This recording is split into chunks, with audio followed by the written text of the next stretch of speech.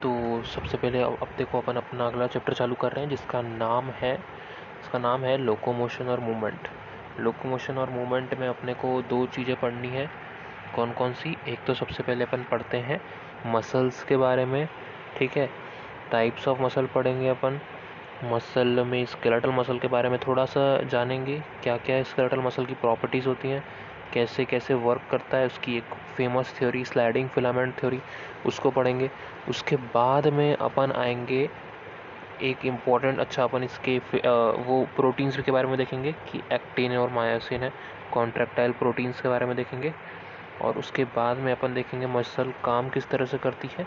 फिर आएंगे अपन मसल के बाद ख़त्म करने पे मूवमेंट, मतलब हो गया अपना मूवमेंट, मतलब अपने बेसिक बोन्स आती हैं उनके बारे में देखेंगे।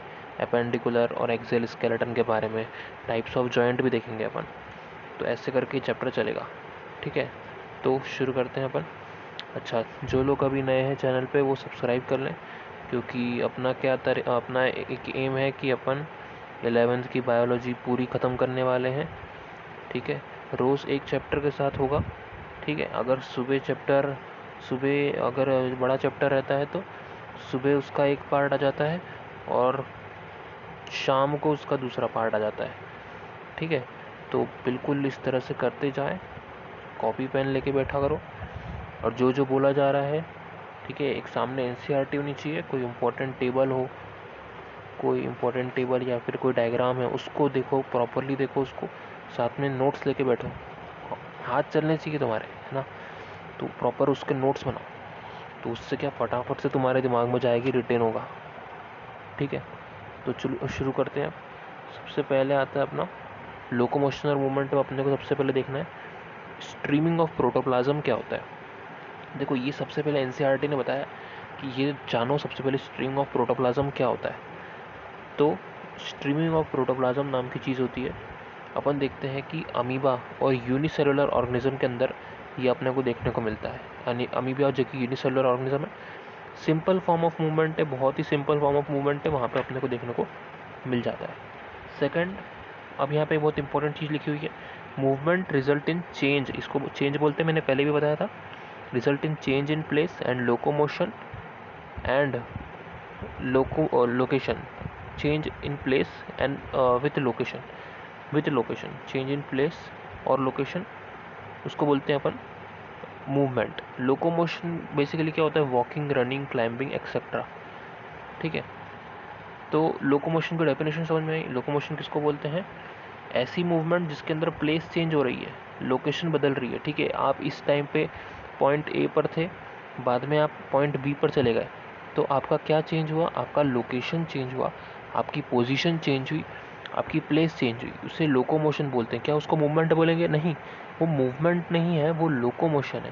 जैसे आप चल रहे हो, आप चलते चलते आगे चले गए, आप भाग रहे हो, दौड़ते दौड़ते आगे चले गए, दूसरे पॉइंट पे पहुंच गए। आप क्लाइंब कर रहे हो तो ऐसा तो नहीं होगा एक ही जगह पे क्लाइंब कर रहे हो, ऊपर चले जाओगे क्लाइंब करते करते, ठीक है, पेड़ के टॉप मोस्ट पॉइंट तक पहुंच जाओगे। फिर देखो, ये चीज़ होती है कि मूवमेंट कैसे अलग है अपने लोकोमोशन से। पैरामीशियम के बारे में बताया गया एनसीईआरटी में। पैरामीशियम में होते हैं cilia which helps in the movement of food via cytopharynx and in locomotion. Cilia present होता है पैरामीशियम के अंदर। पैरामीशियम के अंदर सीलिया प्रेजेंट है जो उसका हेल्प करेगा मूवमेंट में via the cytopharynx and in locomotion. तो साइटोफेरिंग्स पूछ लेते डायरेक्ट कि which of the following have cytopharynx and which helps in locomotion as well. तो पैरामीशियम में सीलिया होते हैं और सीलिया का काम होता है कि ये मूवमेंट ऑफ फूड कराए। साइटोफेरिंग्स समझ लो ना यार, साइटोफेरिंग्स अपने यहाँ फेरिंग्स का काम है, कॉमन पैसेज है फूड और एयर का। साइटोफेरिंग्स थोड़ा अलग है क्योंकि ये फूड का मूवमेंट करा रहा है, बस इतना समझो, फूड का मूवमेंट कराता है और लोकोमोशन के लिए रिस्पॉन्सिबल है। हाइड्रा के बारे में देखो, hydra uses tentacles for capturing and for locomotion. Hydra का भी सिंबल सा काम है। हाइड्रा के पास क्या होता है? तो उसके पास टेंटिकल्स होते हैं। टेंटिकल्स किसके लिए होते हैं? टेंटिकल्स अपन ने देखे ऑक्टोपस के पास भी होते हैं क्या? तो टेंटिकल्स का काम, दिमाग लगाओ कि क्या हो सकता है। अपना जो प्रे है, अपना जो शिकार है, उसको पकड़ने के लिए होता है और लोकोमोशन के लिए तो होता ही है, वहाँ तक जाओ ना, शिकार जहाँ पर है वहाँ तक जाने के लिए, दैट इज़ लोकोमोशन। और उस शिकार को दबोचने के लिए, जिसे कहते हैं अपन कैप्चरिंग द प्रे। तो हाइड्रा में होता है ये टेंटिकल्स। फिर बहुत इंपॉर्टेंट लाइन लिखी है, all locomotion are movement and all movement are not locomotion. बहुत ज़्यादा इंपॉर्टेंट लाइन है। वो कैसे, वो मैं बता चुका हूँ कि लोकोमोशन मतलब क्या होता है, प्लेस का चेंज होना। अपन एक प्लेस ए से एक प्लेस बी पर जाते हैं तो अपना क्या हुआ है, प्लेस चेंज हुई है, लोकेशन चेंज हुई है, उसे लोकोमोशन बोलते हैं। जितने भी लोकोमोशन है वो सब मूवमेंट है, लेकिन सारे मूवमेंट लोकोमोशन नहीं है। ऐसा क्यों? क्योंकि ऐसे भी मूवमेंट है जिसके अंदर लोकेशन के अंदर चेंज नहीं हो रही है। ठीक है, लोकेशन के अंदर चेंज हो ही नहीं रही है। ठीक है, लोकेशन में सच में चेंज नहीं हो रही, केवल इस तरह का मूवमेंट हो रहा है। समझ में आ रहा है ना? तो ज़रूरी नहीं है कि चेंज इन प्लेस हो, तो इसलिए all locomotion are movement but all movement are not locomotion. Movement कितना टाइप के होते हैं, अब देखो ज़रा। मूवमेंट के बारे में आता है, 3 तरह के मेनली मूवमेंट होते हैं। एक होता है अमीबॉइड मूवमेंट, एक होता है सीलरी मूवमेंट, और एक होता है muscular movement. Amoeboid, ciliary and muscular movement. Amoeboid movement मतलब क्या समझे? अमीबॉइड मूवमेंट मतलब होता है मैक्रोफेजेस और ल्यूकोसाइट शो करते हैं। मैक्रोफेजेस शो करता है, ल्यूकोसाइट शो करता है अमीबॉइड मूवमेंट। ठीक है, it is effected by pseudopodia formation by streaming of protoplasm. तो यहाँ भी आ गया स्ट्रीमिंग ऑफ प्रोटोप्लाज्म। कभी कभी पूछ लेते हैं विच of the following is example of streaming of protoplasm. तो एक तो जो अमीबा में दिखा आपने को, वो अमीबा के अंदर सिंपल फॉर्म ऑफ मूवमेंट है। और सेकेंड स्ट्रीमिंग ऑफ प्रोटोप्लाज्म कहाँ देखा है अपन ने, कि ये अपने मैक्रोफेजेस और ल्यूकोसाइट्स में दिखता है अपने को। सूडोपोडिया का फॉर्मेशन होता है, it is effected by pseudopodia formation by streaming of protoplasm. ये हो गया अमीबॉइड मूवमेंट के बारे में। सीलरी मूवमेंट कहाँ देखने को मिलता है? तो ये 2 जगह है, एक ट्रेकिया होता है और एक फीमेल रिप्रोडक्टिव ट्रैक होता है, फीमेल जेनिटल ट्रैक होता है। ट्रेकिया में कैसे, डस्ट को रिमूव करना पड़ता है, ट्रेकिया के अंदर डस्ट आ जाती है, ट्रेकिया रहता है उसके अंदर डस्ट पार्टिकल आ जाते हैं, उसको रिमूव करना अपने आउटर, अगर आप बोल रहे हो तो उसको आउटर एनवायरनमेंट में इस तरह से यहाँ पे सीलिया प्रेजेंट होते हैं और वो सीलिया इसका मूवमेंट कराते हैं ऊपर की तरफ, ताकि ये डस्ट पार्टिकल कहाँ चले जाए, नॉस्ट्रल से बाहर चले जाए। अपन छींकते हैं, ठीक है, तो उसमें अपन डस्ट पार्टिकल को रिमूव कर देते हैं। तो ट्रेकिया में होता है सीलिया, सीलियरी मूवमेंट, जो हेल्प करता है removing of dust particle. Same चीज़ है, सेम कंसेप्ट है। जब फीमेल जेनिटल ट्रैक की बात करते हैं, ओवम के पैसेज के लिए भी होता है। ठीक है, फीमेल जेनिटल ट्रैक होता है, उसके अंदर यहाँ पर होता है इस तरह से। ठीक है, तो ठीक है, यहाँ पर होती है ओवरी। ओवरी में क्या होता है, यहाँ सबसे पहले ओव्यूलेशन होता है। ओव्यूलेशन से क्या निकलता है, एक एग निकलता है। अब ये एग का मूवमेंट कराना यहाँ पर इस तरह से, ठीक है, तो ये किसकी वजह से हो रहा है, बिकॉज ऑफ यहाँ पर सीलिया प्रेजेंट है, सीलिया प्रेजेंट होते हैं। ठीक है, तो यहाँ भी सीलियरी मूवमेंट हेल्प करता है। मस्कुलर मूवमेंट की बात करूँ, तीसरा होता है मस्कुलर मूवमेंट। मस्कुलर बोले तो मसल्स का मूवमेंट, लिम्स का मूवमेंट, जॉइंट्स का मूवमेंट, अपनी टंग, जीवान ज़्यादा चलती है, टंग का मूवमेंट भी आता है इसमें। तो 3 तरह के मूवमेंट समझ में आ गए, एक अमीबॉइड मूवमेंट है, एक सीलरी मूवमेंट है और एक मस्कुलर मूवमेंट है। अमीबॉइड मूवमेंट के एग्जांपल पता होने चाहिए, कहाँ कहाँ मैक्रोफेजेस में दिखेगा, ल्यूकोसाइट में दिखेगा। सीलरी मूवमेंट पता होना चाहिए, ट्रेकिया और पैसेज ऑफ ओवा में दिखेंगे। और फिर मस्कुलर मूवमेंट पता होना चाहिए। अब चलते हैं फ्लैजिलर मूवमेंट। फ्लैजिलर मूवमेंट क्या होता है? फ्लैजिलर मूवमेंट होता है, अपने को सीन होता है स्पर्मेटोजोआ में, स्पर्मेटोजोआ, ठीक है, and there is maintenance of water current in canal system of sponges. ठीक, कैनाल सिस्टम ऑफ स्पॉन्जेस के अंदर there is maintenance of water current. Locomotion of protozoa, also seen in locomotion of protozoa in euglena. तो important क्या है, 2 जगह दिखता है अपने को फ्लैजिलर मूवमेंट। एक तो स्विमिंग ऑफ स्पर्मेटोजोआ, किसके अंदर, स्विमिंग ऑफ स्पर्मेटोजोआ के अंदर, और साथ में maintenance of water, there is maintenance of water current in canal system of sponges के अंदर। दूसरा दिखता है अपने को locomotion of protozoa in euglena, in euglena. ये 2 फ्लैजिलर मूवमेंट है। अपने से ऐसा पूछ सकते हैं क्वेश्चन, इसमें से किस में जो है अपने को स्पर्मेटोजोआ में कौन सा मूवमेंट दिखेगा और ओवा में कौन सा मूवमेंट दिखेगा, पैसेज ऑफ ओवा। तो अभी पर पढ़ के आए, पैसेज ऑफ ओवा के अंदर सीलरी मूवमेंट होता है और swimming of spermatozoa flagellar movement होता है। अब मेन बात अपन कर लेते हैं इस चैप्टर की, दैट इज मसल। मसल क्या होता है? मसल अपने को पता है कॉन्ट्रैक्शन में हेल्प करता है। अपन कोई भी काम कर पाते हैं, क्यों कर पाते हैं? क्योंकि अपने पास मसल होती है। अगर अपने पास मसल नहीं होगी तो क्या कोई अपन काम कर पाएंगे? आंसर है नहीं, अपन कोई भी काम नहीं कर पाएंगे। तो मसल, ठीक है, मसल क्या होती है? मीजोडर्मल डिराइव होती है, 3 जर्म लेयर होती है, उसमें से बीच वाली germ layer that is the mesodermal से डिराइव होने वाली लेयर, मीजोडर्मल लेयर मसल होती है। 40 से 50% ऑफ बॉडी वेट, मतलब आप अगर 60 kg के हो तो ये मान के चलो कि आपका 30 kg, आपकी बॉडी का 30 kg मसल ही है, क्योंकि 40 से 50% क्या फॉर्म कर रहा है? मसल ही फॉर्म कर रहा है, ठीक है। अब इसको डिवाइड करते हैं on the basis of, OTBO मतलब क्या होता है? On the basis of location, कहाँ प्रेजेंट है, दिखती कैसी है, अपीयरेंस कैसा है, और nature of regulation of activity. फिर से, लोकेशन क्या है, अपीयरेंस कैसा है, और nature of regulation of activity के बेसिस पे अपन ने उसको 3 पार्ट में डिवाइड किया है। कौन कौन सी मसल्स होती हैं? स्केलेटल मसल होता है, स्मूथ मसल होता है, और कार्डियक मसल होता है। कौन कौन सी मसल है? स्केलेटल मसल, स्मूथ मसल और कार्डियक मसल। देखो, अब जो स्केलेटल मसल मतलब जो स्केलेटन सिस्टम है, हड्डी जो है, ये मान लो आपकी बोन है, ठीक है, बोन है, इस बोन से जो अटैच है मसल उसको बोलते हैं स्केलेटल मसल, मतलब closely associated with the skeleton, ठीक है। और इसका मेन चीज़ क्या है याद रखना है? स्ट्रेटेड या स्ट्रिप्टेड अपीयरेंस है। अपन देखेंगे स्ट्रेटेड स्ट्रिप्टेड होता क्या है, अभी तक के लिए याद रखो, स्ट्रेटेड स्ट्रिप्टेड अपीयरेंस होता है, मतलब ऐसा समझो कि अगर मसल बनानी है तो उसमें ये हो गया, शायद स्ट्रेशंस इस तरह से शो करता है अपन, स्ट्रेशंस, ठीक है। तो स्ट्रेशन स्ट्रिप्टेड मसल कौन सी है? ऐसी मसल जो बोन से अटैच है, मतलब कि स्केलेटल मसल, ठीक है।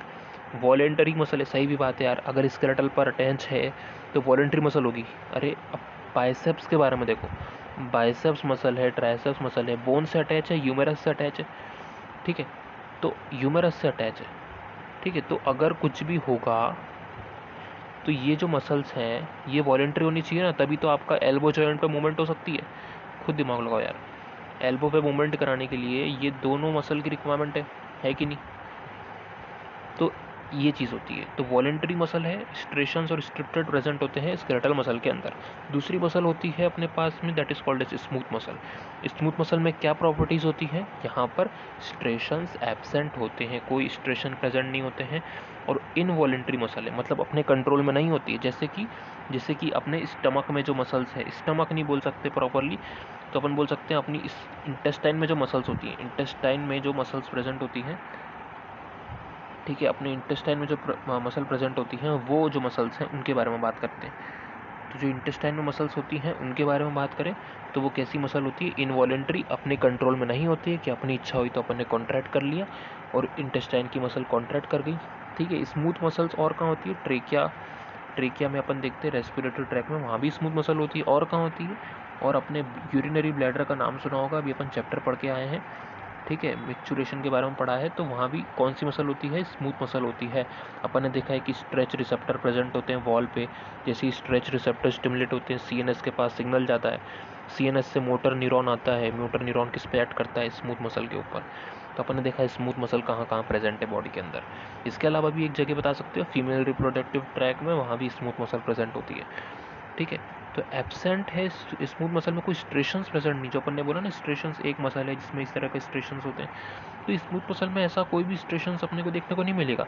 और इनवॉलेंटरी मतलब अपने कंट्रोल में है ही नहीं मसल, इसको बोलते हैं ऑटोनॉमिक नर्वस सिस्टम के कंट्रोल में। क्या बोलते हैं इसको? Autonomic nervous system. अभी अपन देखेंगे एंडोक्राइन का चैप्टर देखेंगे, जिसमें अपन डिस्कस करेंगे कि ऑटोनॉमिक नर्वस सिस्टम क्या होता है, कितने टाइप्स में डिवाइड किया गया है, और क्या कैसे क्या फंक्शन करता है, क्योंकि अपने कंट्रोल में तो है नहीं सिस्टम, तो कभी भी ये मसल को कॉन्ट्रैक्शन को बढ़ा सकता है, कब कम कर सकता है, ये देखेंगे अपन एंडोक्राइन में। तीसरा टाइप की मसल आती है कार्डियक। कार्डियक मसल मतलब नाम से क्लियर है, कार्डियक मतलब क्या होता है? हार्ट होता है। तो हार्ट में प्रेजेंट होने वाली मसल के अंदर स्ट्रेशन और स्ट्रिप्शन मतलब स्ट्रेशंस प्रेजेंट होते हैं, ठीक है। स्ट्रेशंस प्रेजेंट है, साथ में इनवॉलेंट्री है, इनवॉलेंट्री है और स्ट्रेशंस प्रेजेंट है। एक इंपॉर्टेंट चीज़ एनसीईआरटी ने बताया है कि ये मसल आपको ब्रांचिंग पैटर्न भी शो करती है। तो क्या क्या चीज़ें हो गई? एक तो इसमें स्ट्रेशंस प्रेजेंट है, सेकंड इसके अंदर स्ट्रेशंस हो गया, सेकंड हो गया इसमें ब्रांचिंग पैटर्न दिखता है, और third very important involuntary muscles है। तो आपसे एमसीक्यू में पूछ सकते हैं तीनों के बारे में, तो ये तीनों पता होने चाहिए, किसमें स्ट्रेशंस होते हैं, किसमें कौन सी वॉलेंट्री मसल है और कौन सी इनवॉलेंट्री। स्केलेटल को छोड़ के बाकी सारी इनवॉलेंट्री मसल्स है। स्ट्रिप्टेड मसल 2 होती हैं, स्केलेटल मसल्स और कार्डिक मसल्स। इनवॉलेंट्री मसल 2 होती हैं, स्मूथ मसल, कार्डिक मसल, और ब्रांचिंग पैटर्न पे अपने को कार्डिक मसल में देखने को मिलता है। अब स्केलेटल मसल के बारे में बात करें, देखो स्केलेटल मसल जो रहती है उसके अंदर होते हैं बहुत सारे मसल के बंडल, ठीक है, बहुत सारे क्या होते हैं मसल के बंडल। इमेजिन करो एक ट्रक जिसमें लॉग ऑफ वुड जा रहा है, जिसमें क्या जा रहा है, लॉग ऑफ वुड। मतलब मेरे कहने का मतलब है कि उस ट्रक को इमेजिन करो जिसमें बहुत सारे लकड़ी के टुकड़े जा रहे हैं, बहुत सारे लकड़ी के टुकड़े जा रहे हैं। कैसा दिखेगा पीछे से, ध्यान से देखो, कुछ इस तरह से दिखेगा। उस ट्रक का ट्राला पीछे से अपन देख रहे हैं, तो उसमें बहुत सारे इस तरह के लकड़ी के और ये बंडल बना के रखे होंगे कहीं ना कहीं।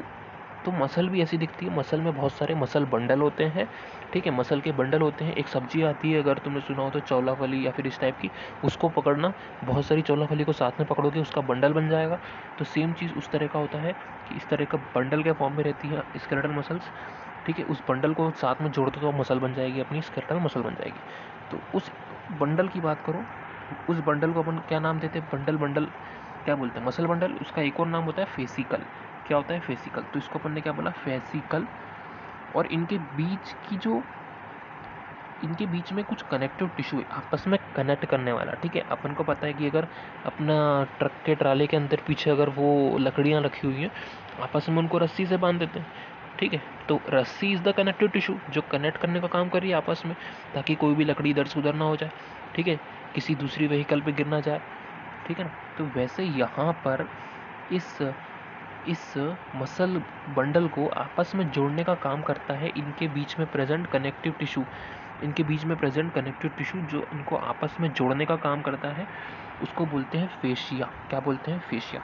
तो फेशिया क्या है, एक कोलेजिनस कनेक्टिव टिश्यू है।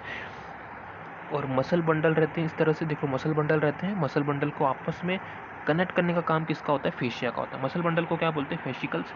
कंफ्यूज नहीं होना, मसल बंडल को फेसिकल बोला है, और आपस में जो कोलेजनस कनेक्टिव टिश्यू कनेक्ट कर रहा है उसको फेशिया बोला है।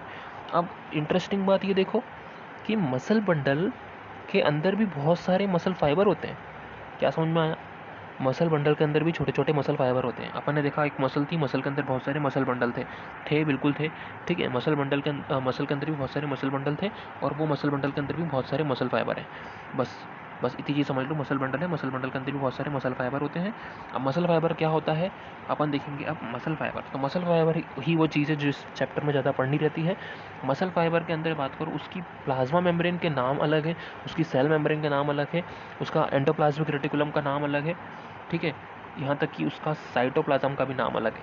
क्या नाम है उसका, नाम होता है, अगर अपन प्लाज्मा मेम्ब्रेन की बात करें उसको प्लाज्मा मेम्ब्रेन ना बोल करके सार्कोलेमा बोलते हैं। एंडोप्लाज्मिक रेटिकुलम को सार्कोप्लाज्मिक रेटिकुलम बोलते हैं, जो कि कैल्शियम का स्टोर हाउस होता है। और large number of parallelly arranged filament sarcoplasm मतलब साइटोप्लाज्म में होते हैं। सार्कोप्लाज्म में पैरेलली अरेंज, लाइट और डार्क दिखता है अपने को, लाइट बैंड कभी डार्क बैंड, ठीक है। एक चीज़ डार्क दिखेगी दूसरी लाइट में रहेगी, अल्टरनेट फॉर्म। ये डायग्राम बहुत अच्छे से बता रहा है आपको कैसा दिखता है arrangement. Alternate light dark band देख रहे हो, पहले लाइट फिर डार्क फिर लाइट फिर डार्क फिर लाइट फिर डार्क। तो ये सार्कोप्लाज्म के अंदर दिख रहा है, ठीक है, लाइट बैंड कहीं डार्क बैंड।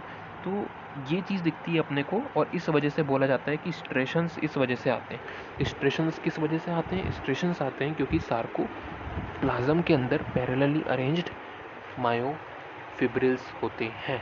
क्या होते हैं, पैरेलली अरेंज्ड मायोफिब्रिल्स होते हैं। चीज़ समझ में आई। तो ये अपना स्केलेटल मसल का दूसरा टॉपिक खत्म हो जाता है। अब देखो दो इंटरेस्टिंग प्रोटीन के बारे में।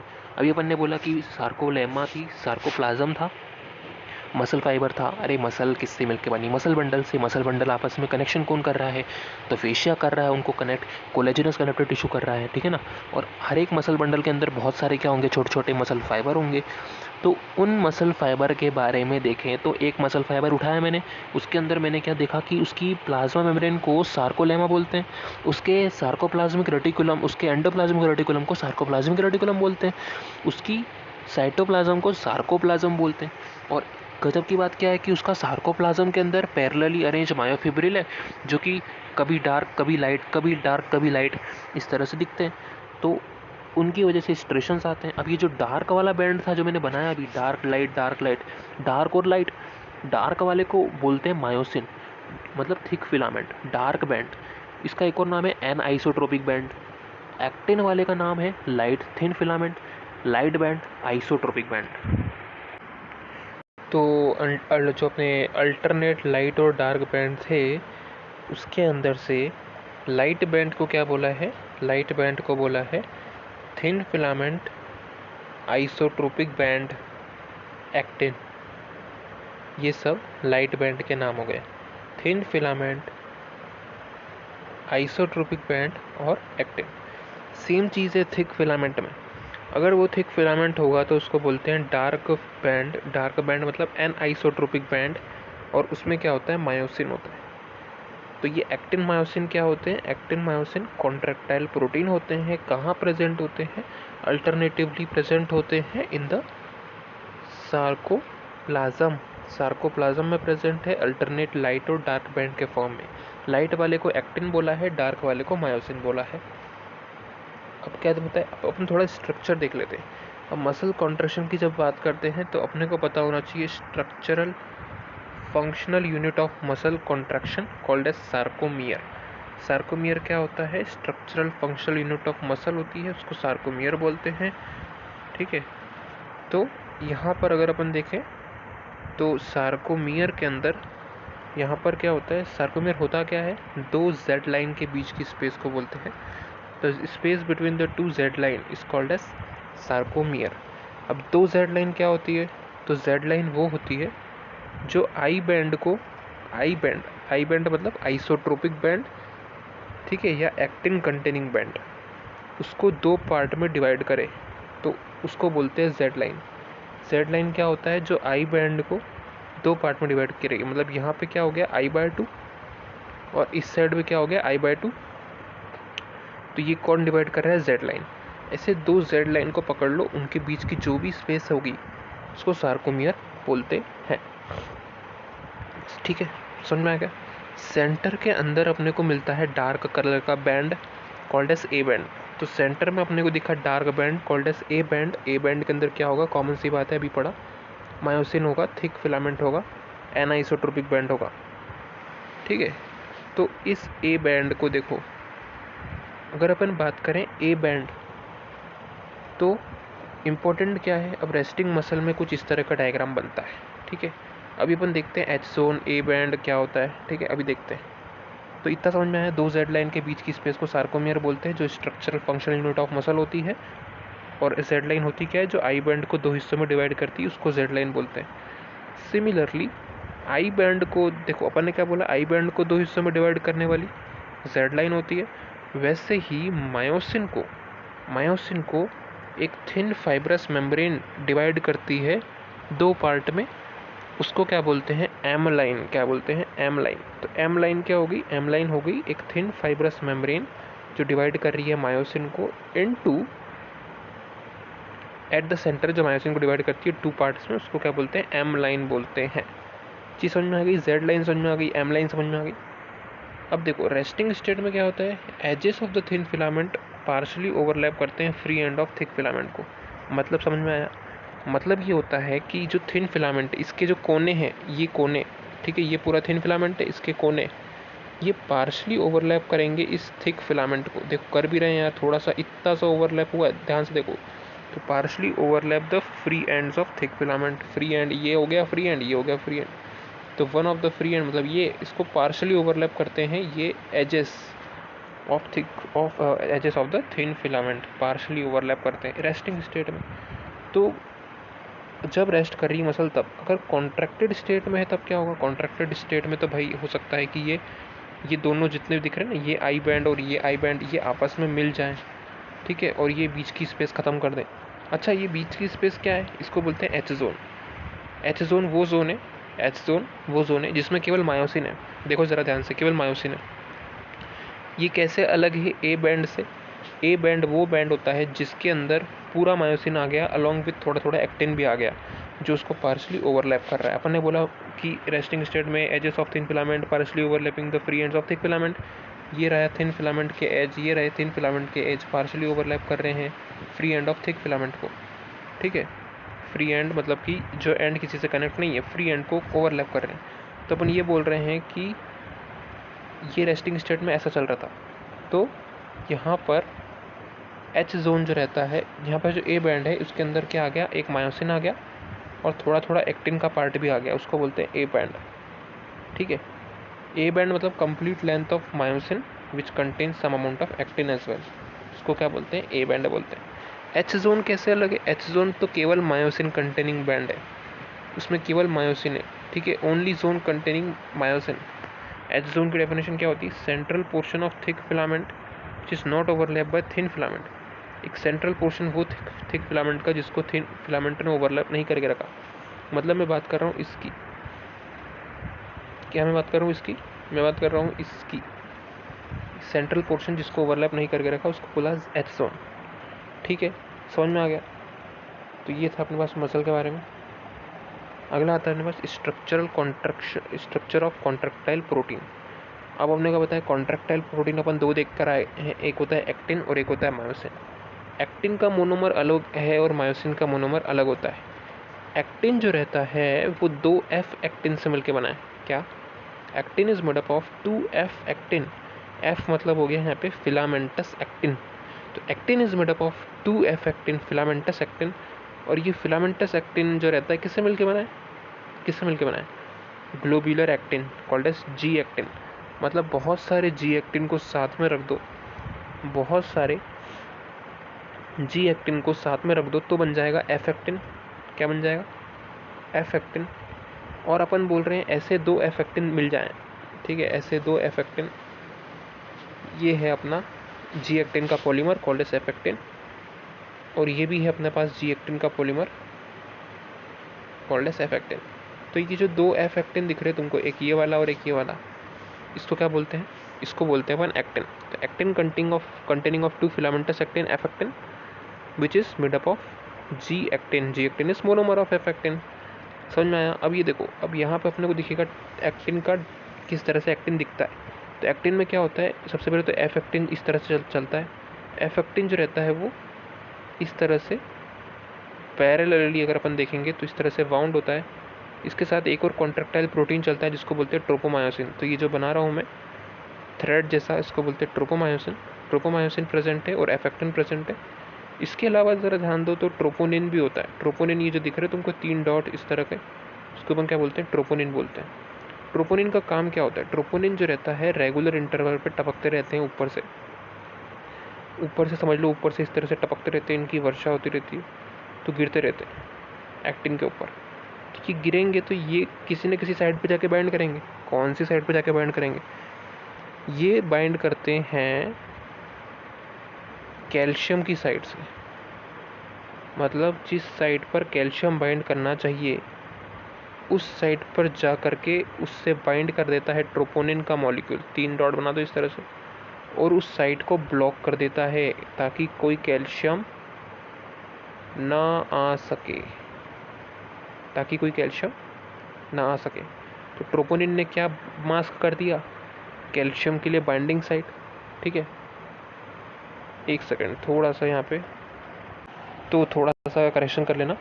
एक्चुअली क्या है, ट्रोपोनिन क्या करता है, ट्रोपोनिन मायोसिन के लिए, मायोसिन की बाइंडिंग साइट को, अपन ने बोला कैल्शियम को, कैल्शियम नहीं, मायोसिन जहाँ बाइंड करने वाला है उसको बोलते हैं myosin binding site. Myosin binding site होता है, मायोसिन बाइंडिंग साइट, वहाँ पर जा करके अटैच हो जाता है ट्रोपोनिन, वहाँ पे जाके अटैच हो जाता है ट्रोपोनिन।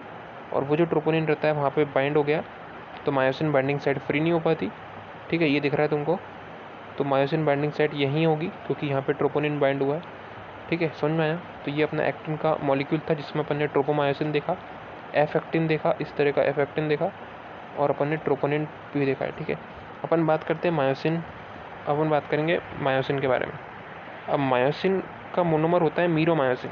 अब मीरोमायोसिन देखो इस तरह का दिख रहा है, कितना अच्छा स्ट्रक्चर है, ज़रा ध्यान से देखो।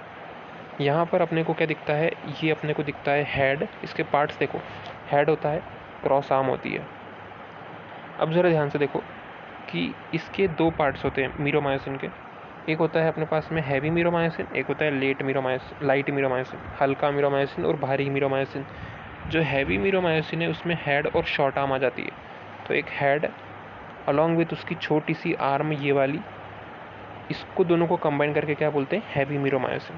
और उसकी जो पीछे की पोर्शन टेल है, इसको क्या बोलते हैं, लाइट मीरोमायोसिन। क्या बोलते हैं उसको, लाइट मीरोमायोसिन बोलते हैं। तो मीरोमायोसिन के टाइप्स देखें कितने टाइप्स का होता है।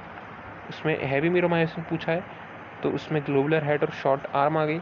लाइट मीरोमायोसिन पूछा है तो उसके अंदर टेल आ गई। अब हैवी मीरोमायोसिन क्या होता है, project outward at a regular distance and angle from each other.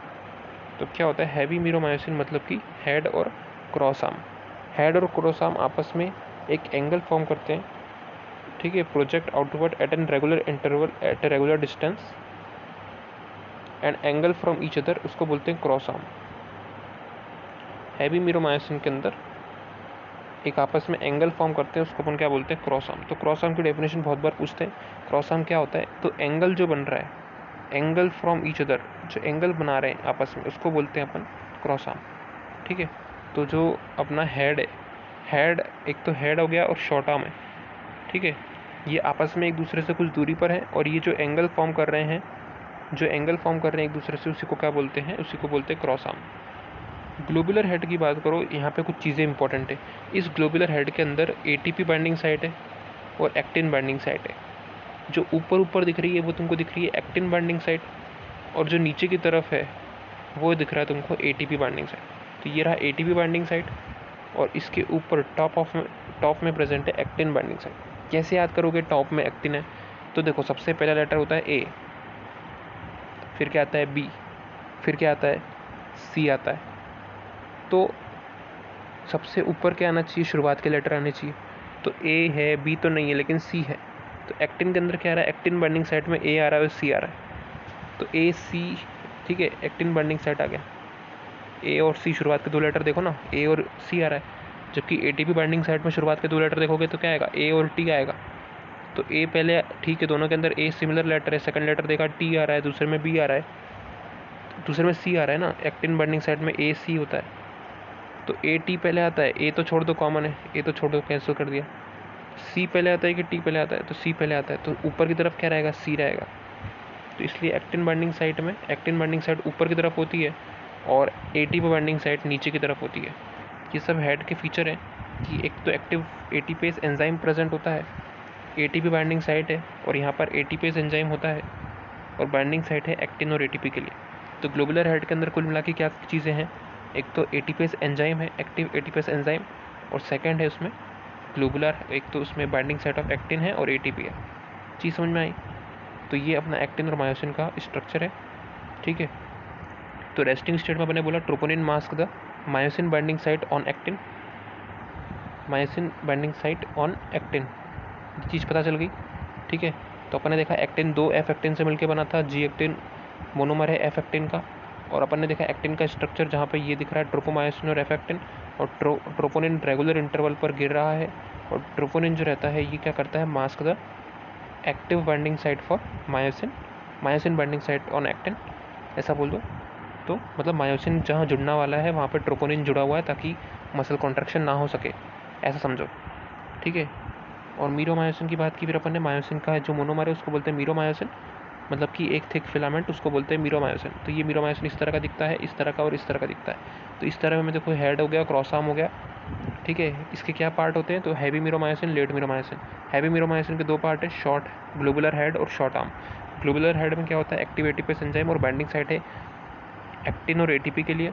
अब ये जो हैवी मीरोमायोसिन है ये क्रॉस प्रोजेक्ट करता है outward at a regular distance and angle made from each other, इसको अपन क्या बोलते हैं, it is called as cross arm, ठीक है। लाइट मीरोमायोसिन में केवल टेल आता है। तो ये सब चीज़ें होती हैं। ऊपर की तरफ एक्टिन बाइंड करेगा, नीचे की तरफ एटीपी बाइंड करेगा हेड के ऊपर, ठीक है। तो ये था अपने पास में एक्टिन के बारे में कुछ इंपॉर्टेंट चीज़ें, ठीक है। अब अपन देखेंगे मैकेनिज्म ऑफ मसल कॉन्ट्रैक्शन। तो मैकेनिज्म ऑफ मसल कॉन्ट्रैक्शन बताने के लिए एक फेमस थ्योरी है जिसको बोलते हैं अपन sliding filament theory. Sliding filament theory अपने को बताती है कि there is sliding of thin filament over the thick filament मतलब थिन फिलामेंट थिक फिलामेंट पर ओवरलैप करता है। कैसे याद रखोगे? देखो, कोई भी चीज़ पतली होगी तो वो ही हिलेगी, वो ही डुलेगी। कोई मोटी चीज़ तो हिलने वाले से रही। तो मोटा मतलब कि थिक फिलामेंट, थिक मतलब होता है मोटा, थिन मतलब होता है पतला। तो sliding of thick filament over the thin filament, ये रहा थिन फिलामेंट और ये रहा थिक फिलामेंट।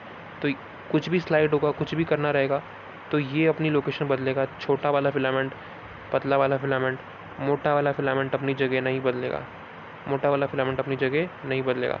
तो sliding of thin filament over the thick filament, तो ऐसे याद रख सकते हो स्लाइडिंग फिलामेंट थ्योरी। अब देखो, अपने को पता होना चाहिए व्हाट इज़ न्यूरोमस्कुलर जंक्शन। तो एक होता है अपने पास में मसल फाइबर, ठीक है। मसल फाइबर की अपने ने देखा कि इसकी मेम्ब्रेन को सार्कोलेमा बोलते हैं। उससे अटैच एक मोटर न्यूरॉन, ठीक है। अल्टीमेटली मोटर न्यूरॉन है ये। मोटर न्यूरॉन और इसके जो मसल फाइबर है, इसके बीच के जंक्शन को बोलते हैं अपन न्यूरोमस्कुलर जंक्शन। डिवाइड छोड़ो, उसके टुकड़ों में बांटो ना। न्यूरो मस्कुलर जंक्शन, न्यूरॉन और मसल जहाँ मिल रहा है उसके बीच का जंक्शन, न्यूरोमस्कुलर जंक्शन। इसका एक और नाम होता है मोटर एंड प्लेट। इसका एक और नाम क्या होता है? Motor end plate. मोटर मतलब कि मोटर न्यूरॉन का आखिरी प्लेट, मोटर न्यूरॉन का आखिरी न्यूरॉन या मोटर न्यूरॉन की आखिरी प्लेट। इसके बाद से मसल चालू हो गई, इसके बाद से मसल चालू हो गई, ठीक है। तो ये इस तरह से, मतलब यहाँ बहुत सारे मोटर न्यूरॉन होंगे और ये उनमें से आखिरी मोटर न्यूरॉन है जो कि किसके साथ कनेक्शन शो कर रहा है? मसल के साथ। इसके बीच के कनेक्शन को बोला है अपन ने न्यूरोमस्कुलर जंक्शन या मोटर एंड प्लेट। अब बेसिकली सुनो मेरी बात, स्लाइडिंग फिलामेंट थ्योरी क्या बोलती है उससे पहले अपन ये देख लेते हैं कि इस न्यूरोमस्कुलर जंक्शन में कुछ चीज़ें होती हैं। सबसे पहले तो न्यूरॉन यहाँ पे क्यों है? न्यूरॉन सिग्नल लेके आता है। न्यूरॉन क्या लेके आता है? सिग्नल। अब ये सिग्नल जो रहता है, एसिटाइलकोलिन रिलीज होता है, ठीक है, और सार्कोलेमा में पहुंचता है। क्या बोला मैंने? न्यूरॉन क्या लेकर के आया? न्यूरोट्रांसमीटर। उस न्यूरोट्रांसमीटर का नाम क्या है? एसिटाइलकोलिन। एसिटाइलकोलिन एक न्यूरोट्रांसमीटर है जो न्यूरॉन लेकर के आया है। और कहाँ रिलीज़ हुआ है? वो कहाँ रिलीज़ हुआ है? सार्को, इस इन दोनों के बीच में एनएमजे में रिलीज़ हुआ है, मोटर एंड प्लेट में रिलीज़ हुआ है, ठीक है। और कहाँ पहुँच रहा है? ये सार्कोलेमा में पहुँच रहा है। इस मसल फाइबर की प्लाज्मा मेम्ब्रेन तक पहुँचना चाह रहा है। इससे क्या होगा? एसिटाइलकोलिन रिलीज़ होगा तो ये अपने रिसेप्टर से बाइंड करेगा। रिसेप्टर कहाँ होगा? इस सार्कोलेमा पे इसका एसिटाइलकोलिन का रिसेप्टर होगा। उससे एसिटाइलकोलिन बाइंड कर जाएगा और जैसे ही एसिटाइलकोलिन बाइंड करेगा, एक्शन पोटेंशियल पूरे सार्कोलेमा में फैल जाएगा। मतलब पूरा एक्शन पोटेंशियल सार्कोलेमा की मेम्ब्रेन क्या हो जाएगी? उसमें करंट आ जाएगा, उसमें क्या हो जाएगा? एक्शन पोटेंशियल आ जाएगा, ठीक है। तो उससे होगा क्या? जैसे ही सार्कोलेमा की मेम्ब्रेन के अंदर एक्शन पोटेंशियल आएगा तो वैसे ही उसके अंदर कैल्शियम की एंट्री हो जाएगी। क्या हो जाएगा? उसके अंदर कैल्शियम, कैल्शियम का नाम सुना है ना? कैल्शियम, ठीक है। कैल्शियम की एंट्री हो जाएगी उस सार्कोप्लाज्म के अंदर, कैल्शियम की एंट्री हो जाती है। तो inside the sarcoplasm increases the calcium inside, ठीक है। तो देखो ज़रा क्या होता है, कैल्शियम जो रहेगा वो ट्रोपोनिन से बाइंड कर देगा। थोड़ा सा समझो इस चीज़ को कि हुआ क्या यहाँ पर क्या हुआ? जैसी एसिटाइलकोलिन रिलीज होता है वो रिसेप्टर से बाइंड करेगा, एसिटाइलकोलिन रिसेप्टर से। उससे क्या होगा? जैसे ही बाइंड करेगा पूरी मेम्ब्रेन सार्कोलेमा में एक्शन पोटेंशियल आ जाएगा। एक्शन पोटेंशियल से कैल्शियम रिलीज होगा, सार्कोप्लाज्मिक रेटिकुलम रिलीज करेगा। अपन ने बोला कि मसल फाइबर की एंडोप्लाज्मिक रेटिकुलम को सार्कोप्लाज्मिक रेटिकुलम बोलते हैं। तो वो क्या रिलीज करेगा? कैल्शियम। और ये कैल्शियम कहाँ जाएगा? ये कैल्शियम जाएगा पैरेलली अरेंज मायोफिब्रिल होते हैं ना सार्कोप्लाज्म में, तो उसमें से डार्क और लाइट बैंड। तो ये लाइट बैंड को चूज़ करेगा, उस लाइट बैंड के पास जाएगा। लाइट बैंड मतलब एक्टिन के पास जाएगा। अपन ने अभी देख के आए एक्टिन का स्ट्रक्चर कैसा दिखता है। एक्टिन के स्ट्रक्चर में क्या होता है? ट्रोपोनिन प्रेजेंट होता है। रेगुलर इंटरवल पे ट्रोपोनिन गिरता रहता है ताकि मायोसिन बाइंडिंग साइड छुप सके, हाइड हो सके, या मायोसिन बाइंडिंग साइड क्या हो सके? मास्क हो सके। तो जैसे ही कैल्शियम आता है सार्कोप्लाज्मिक रेटिकुलम से सार्कोप्लाज्म के अंदर, तो वैसे ही क्या होता है? ये कैल्शियम किसके साथ बाइंड करेगा? ट्रोपोनिन के साथ बाइंड कर लेता है और कैल्शियम ट्रोपोनिन कॉम्प्लेक्स बन जाता है। क्या हो जाता है? कैल्शियम ट्रोपोनिन कॉम्प्लेक्स बन जाता है। अब ट्रोपोनिन कैल्शियम के साथ है तो ट्रोपोनिन की जगह कौन है? ट्रोपोनिन की जगह कोई नहीं है। ट्रोपोनिन कैल्शियम के साथ चले गया तो ये ट्रोपोजिन की जगह खाली हो गई और इस खाली जगह पे क्या करता है? मायोसिन कब्जा कर लेता है। क्योंकि यहाँ पे कोई नहीं है तो यहाँ पर मायोसिन आके बाइंड कर जाता है, ठीक है। तो अपन देखा एसिटाइलकोलिन रिलीज हुआ, सार्कोलेमा तक पहुंचा, एक्शन पोटेंशियल पूरी सार्कोलेमा में आया, calcium inside the sarcolemma, sarcoplasm बढ़ा, कैल्शियम ट्रोपोनिन से बाइंड किया, इससे मायोसिन बाइंडिंग साइड का अनमास्किंग हो गई। मायोसिन हेड और एटीपी, इसके बाद क्या होता है, तुरंत बाद देखो साथ में इसकी प्रोसेस होती है कि मायोसिन हेड के साथ एटीपी बाइंड कर जाती है, और मायोसिन हेड के साथ जैसी एटीपी बाइंड करती है तो क्या होगा, it will bind to expose site of actin, और जैसे ही एटीपी बाइंड करती है वैसे ये उस एक्सपोज साइट जहाँ पर ट्रोपोनिन उठ करके कैल्शियम के साथ बाइंड हुआ, तो ट्रोपोनिन की जगह खाली थी, तो वहाँ खाली जगह पर मायोसिन जा कर के बाइंड हो जाता है, ठीक है, और एक चीज़ बना लेता है जिसको अपन बोलते हैं क्रॉस ब्रिज। उसको क्या बोलते हैं, क्रॉस ब्रिज। ये देखो इस तरह का बन जाता है क्रॉस ब्रिज। क्रॉस ब्रिज ये रहा एक्टिन, और ये वो साइड से जुड़ा जहाँ पर ट्रोपोनिन नहीं था, ट्रोपोनिन को होना चाहिए लेकिन वो कैल्शियम के साथ भाग गया, ठीक है, कैल्शियम के साथ कॉम्प्लेक्स बना लिया, और यहाँ पर अपना मायोसिन था, तो ये क्रॉस ब्रिज का फॉर्मेशन हो गया। ज़रूरी क्या है, ज़रूरी ये है कि मायोसिन ना बड़ा निकम्मा है, मायोसिन को अकेले काम नहीं करना, वो बोलता है पहले खाना दो, खाना मतलब एटीपी दो पहले, तो जब तक उसके पास एटीपी नहीं आती तब तक वो काम नहीं करता। तो सबसे पहले तो आप उसको एटीपी दो। इनिशियल स्टेट देखो, इनिशियल स्टेट कहाँ दिख रही तुमको, सबसे पहली स्टेट देखो अपन ने तुमको, उसने तो अपन ने सबसे पहले एटीपी दिया मायोसिन को, ये रहा मायोसिन, इसको अपन ने क्या दिया एटीपी। अब ये एटीपी को बोला एटीपी रखो, ने बोला नहीं, एटीपी को पहले चबाएगा, एटीपी को तोड़ेगा चबाएगा, तो एटीपी सबसे पहले एटीपी एडीपी और इनऑर्गेनिक फॉस्फेट में टूटेगी, ठीक है, फिर क्या बोलेगा, हाँ चलो अब एनर्जी आई क्योंकि अब एटीपी की बॉन्ड टूट चुका है, तो अब क्या फॉर्म करेगा, तीसरे नंबर पे फॉर्म करेगा cross bridge. Cross bridge form करने के बाद अब दिमाग लगाओ कि उसके मुंह के अंदर एटीपी थी, एटीपी तोड़ दी थी उसने, ठीक है, चबा ली थी एटीपी, एडीपी और इनऑर्गेनिक फॉस्फेट था उसके मुंह के अंदर, अपन ऐसा बोल सकते हैं।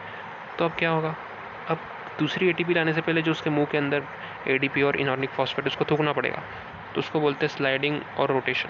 उस स्लाइडिंग रोटेशन से क्या होगा कि ये एडीपी और इनऑर्गेनिक फॉस्फेट को थूकेगा, इस तरह से अपन देख सकते हैं, और एडीपी इनऑर्गेनिक फॉस्फेट बाहर निकल गई, ठीक है। अब जाके वो नई एटीपी के साथ बाइंड करेगा, क्योंकि अगर सोचो ना यार, उसके मुंह के अंदर कोई छोटा सा तो मुंह है उसका मायोसिन का, उसके अंदर एक टाइम पे एक ही एटीपी आ सकती है, और वो एटीपी भी वो मानता नहीं है, बहुत निकम्मा है, बोलता है पहले मुझे एटीपी दिया, अरे ले एटीपी अब जा, नहीं मैं एटीपी तोड़ूंगा, पहले एटीपी तोड़ूंगा इनऑर्गेनिक फॉस्फेट में और एडीपी के अंदर, फिर मेरे पास एनर्जी आएगी, फिर मैं क्रॉस ब्रिज बनाऊंगा, फिर मैं उस जगह बाइंड करूंगा जहाँ पे ट्रोपोनिन एब्सेंट था एक्टिन के ऊपर, मतलब कि मायोसिन बाइंडिंग साइट पर, ठीक है। तो ऐसा, और क्या बन जाता है, क्रॉस ब्रिज का फॉर्मेशन हो जाता है इस तरह से क्रॉस ब्रिज।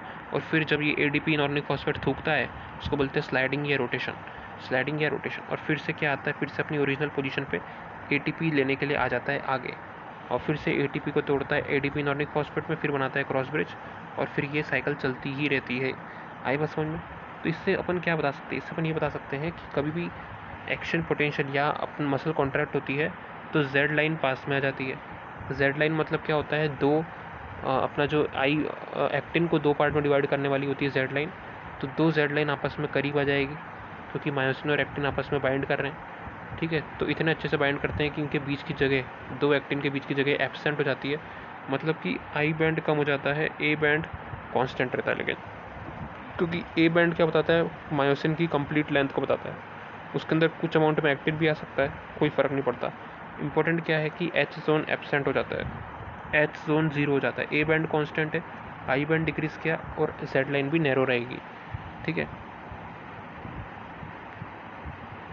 तो चलो अपन देख लेते हैं अब आखिरी टॉपिक जिसका नाम है रेड मसल फाइबर और वाइट मसल फाइबर में डिफरेंस क्या होता है। देखो रेड मतलब कि लाल दिखने वाले, अब कोई भी चीज़ लाल दिखेगी, कोई बोलते हैं अपन कि एक अपने पास में लड़का है वो ज़्यादा लाल दिख रहा है, अपन बोलेंगे ऐसा क्यों है, उसके अंदर हीमोग्लोबिन ज़्यादा होगा। हीमोग्लोबिन अपने को पता है रेड कलर का पिगमेंट है जो ब्लड में दिखता है, इस वजह से उसका चेहरा लाल दिखेगा, उसकी स्किन थोड़ी सी लाल दिखेगी, वो कोई भी सभी भागेगा दौड़ेगा फटाफट से लाल हो जाएगा।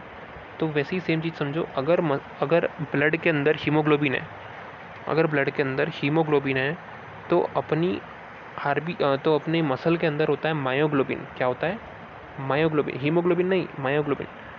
तो रेड मसल फाइबर के अंदर क्योंकि वो लाल दिख रही है तो उसके अंदर मायोग्लोबिन कंटेंट ज़्यादा होता है।